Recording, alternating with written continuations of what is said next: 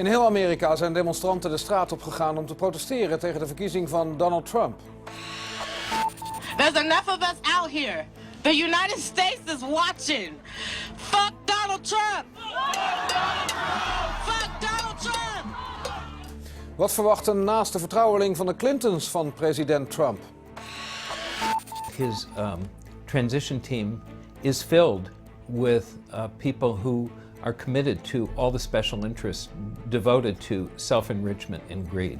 This will be an era of corruption itself. It's just beginning.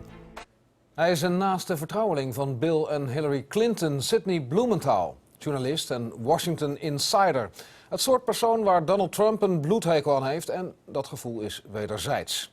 Vanmiddag sprak ik in Amsterdam met Sidney Blumenthal en ik vroeg hem eerst of de verkiezingsuitslag hem verbaasd heeft.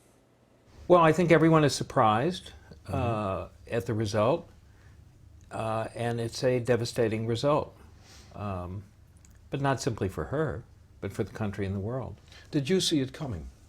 No. I didn't think that this would be the result, but here we are, and we now have to face this terrible reality. The obvious question is, of course, what went wrong? How long do you have? I think a lot of things happened. I think that some things went wrong inside the campaign, and there will be autopsies and people will endlessly dissect what happened. Mm-hmm. But there were also external events that affected the campaign and caused this result, not least the unprecedented intervention of the FBI Director, James Comey, at a crucial moment, in violation of Department of Justice rules against interfering with an election while it was in process. And as it turned out, there was nothing there. The effect of that was that for 9 days, while his so-called investigation proceeded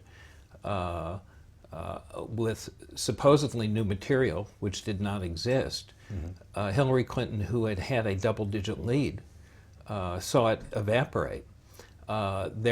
She was gaining enormous momentum. She was gaining Republican constituencies. Republican women had flocked to her, mm-hmm. and the second this hit, they all disappeared. This had a devastating effect. It altered the convention. It was the result of a cabal of right-wing agents of the FBI in the New York office, attached to Rudy Giuliani, who was a member of Trump's campaign. And I think it's not unfair to call it a coup. A coup, even? Yeah, a coup d'etat. But isn't he the legally elected president now? Absolutely. He is the president. And the damage will just begin now. Do you think he will be dangerous as a president? And if yes, in what way? I think that Trump gained the presidency by running a vicious campaign based on racism. The basis of his initial candidacy was to declare that Barack Obama was not American. Mm-hmm. It was racist.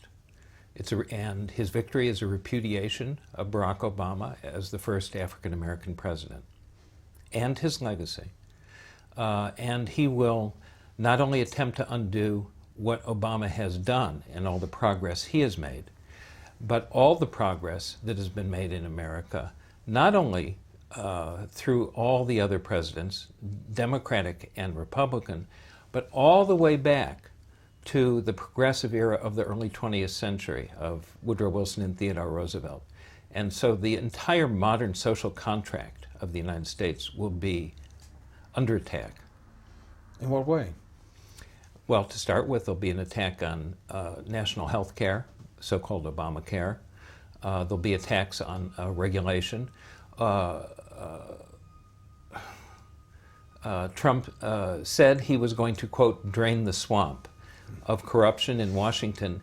And already we see that his transition team is filled with people who are committed to all the special interests devoted to self-enrichment and greed. This will be an era of corruption itself. It's just beginning. Trump's foreign policy towards Europe, for instance, what do you expect of that? I think that right now Donald Trump has positioned himself to be Vladimir Putin's junior partner. We don't know everything about Trump's relationship with Russia. His finances, his relationship with Russian intelligence services and the people around him.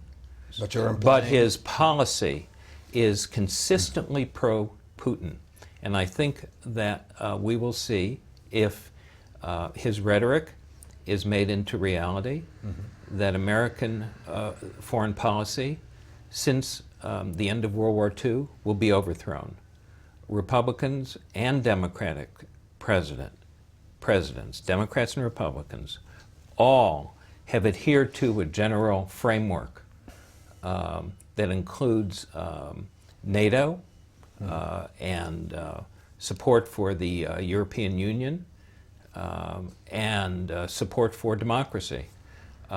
Trump has consistently opposed democratic movements for decades across the globe. He supported the Chinese suppression of the democratic movement in Tiananmen Square decades ago. He supports authoritarians across the globe. He supported Brexit. He is opposed to the European Union. He sees no use for NATO. He says that the Europeans should pay their way, which is a completely ludicrous idea and misunderstanding of what NATO is. And he supports what Putin wishes to do around the world. You expect him to follow through on that agenda? We will see what happens. But if I were an Estonian today, I would not rest easy. What would you say to the people also here in the Netherlands that think that it maybe won't be so bad after all once he's president? Trump is Trump. Either he will betray everything he has said and every means by which he has gained power and who he is, or he will be himself, despite every effort to try and limit his pathologies. And I believe that those efforts will ultimately fail, and that we will see Trump acting out and being Trump. He will also surround himself with an administration filled with, to borrow a phrase, deplorables of appointees. And we'll see who he appoints, but they will be his enablers. I have your new book here. It's a book about Abraham Lincoln. When he was elected, a civil war erupted in the United States. Is the country as divided now as it was then? Well, I think we're in a cold civil war without violence. When Lincoln's election itself in 1860 precipitated the secession of the southern states, Trump represents those forces transmuted over time that Lincoln fought. And he's now their leader. So these struggles and conflicts in history don't really end. They change, shape, but they continue. De mening was dat van een Clinton-vertrouweling, Sidney Blumenthal. Hij is morgen te gast in Amsterdam op de Nexus-conferentie What Will Save the World.